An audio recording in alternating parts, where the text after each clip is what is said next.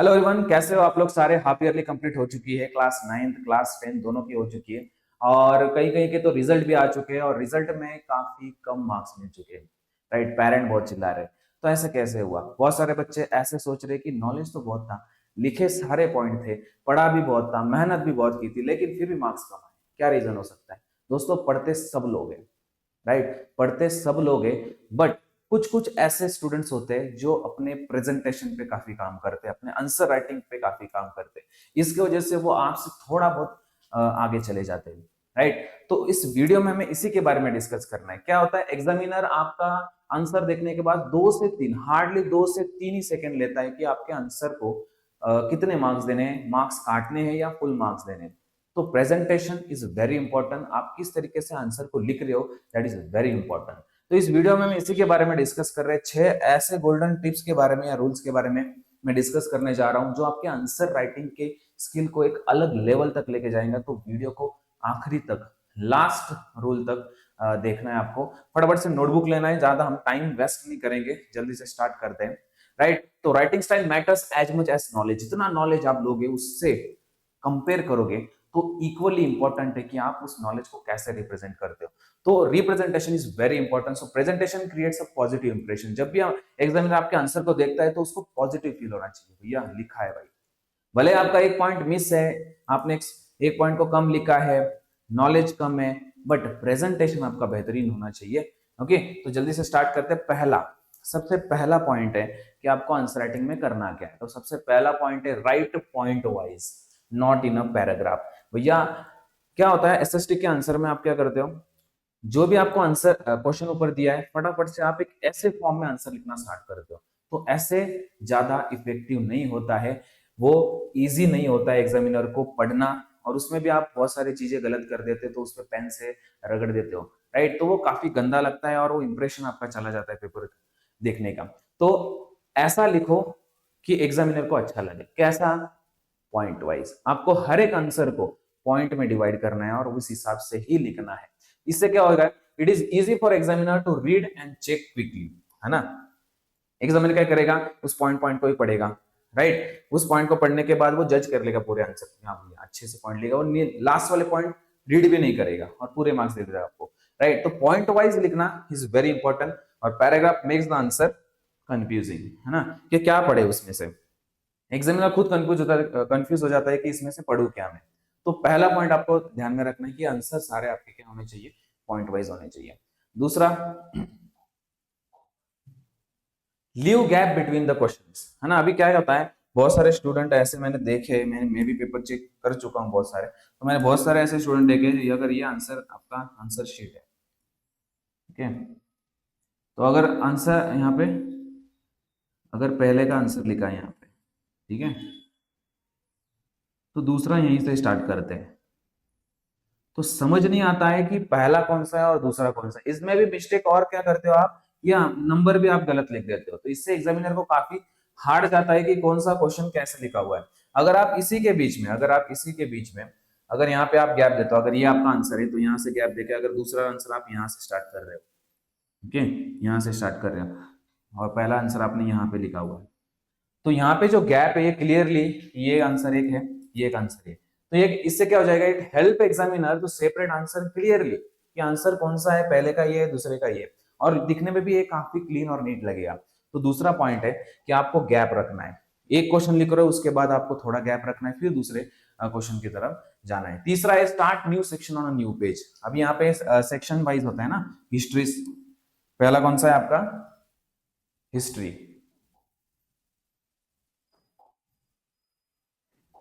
Section A,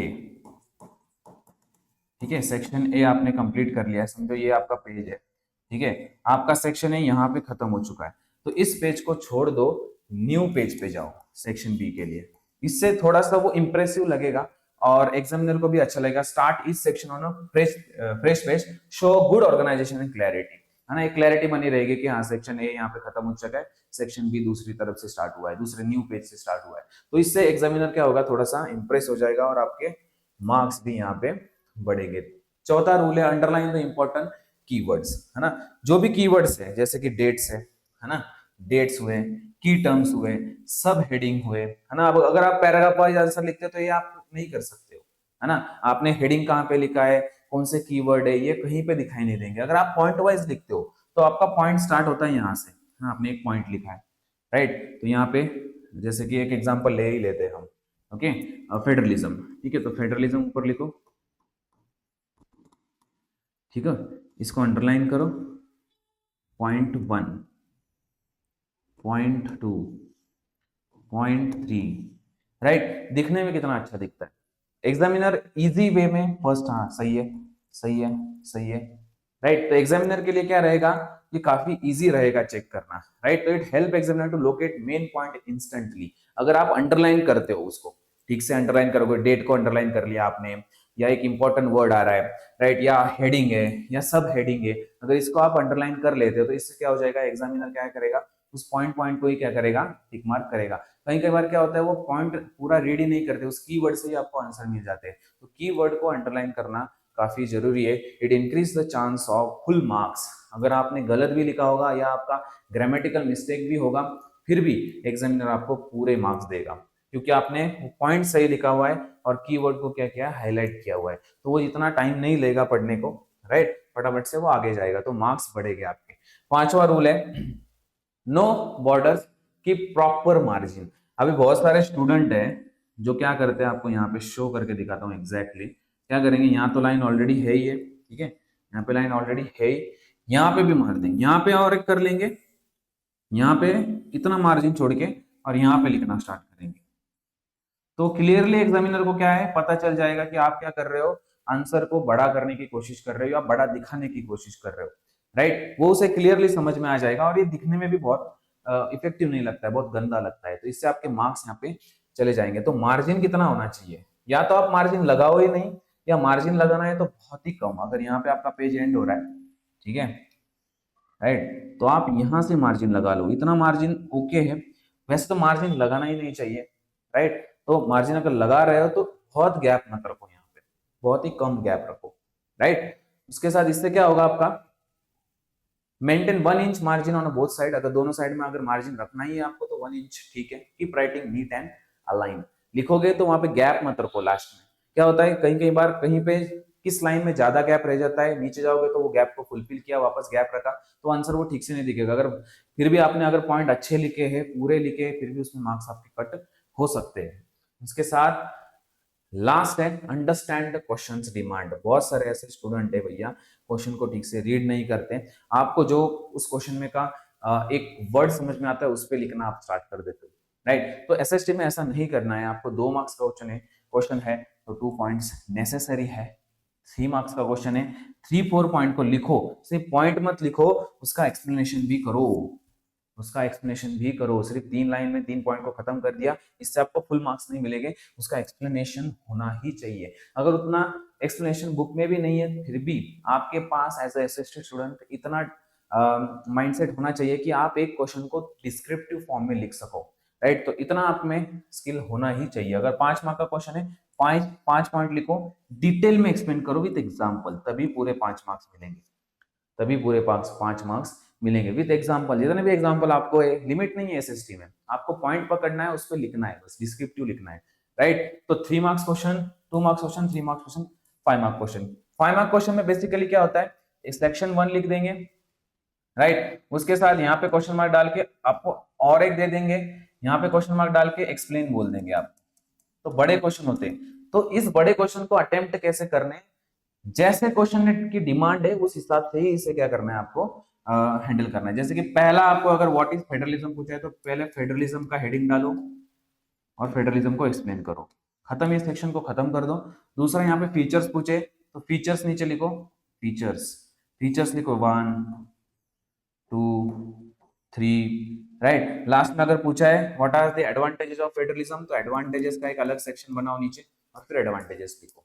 तो ये answer क्या रहेगा, एकदम क्लीन और नीट रहेगा और इससे आपके मार्क्स बढ़ने के पूरे चांसेस है दोस्तों, ठीक है। सो नीटनेस, आपको क्या क्या करना है आंसर राइटिंग में, नीटनेस होना चाहिए, उसके साथ करेक्टनेस, नॉलेज होना चाहिए जिस बेस पे आप लिखोगे, इससे आपके मार्क्स क्या होंगे, बढ़ेंगे। Presentation creates the examiners first impression. जैसे ही आपका पेपर एग्जामिनर देखता है वो जब आपका प्रेजेंटेशन अच्छा होता है तो वो तुरंत इंप्रेस हो जाता है और आपके ज्यादा से ज्यादा वो रीडिंग करेगा ही नहीं आपके आंसर्स को।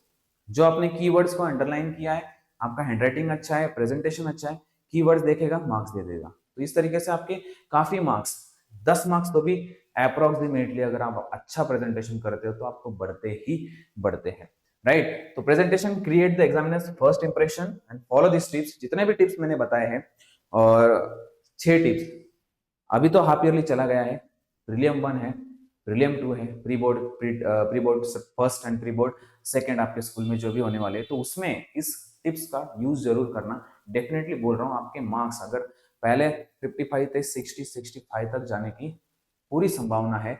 और इस 6 पॉइंट के साथ आप बोर्ड में भी बेटर स्कोर कर सकते हो। तो आज की वीडियो में बस इतना ही दोस्तों। जय हिंद।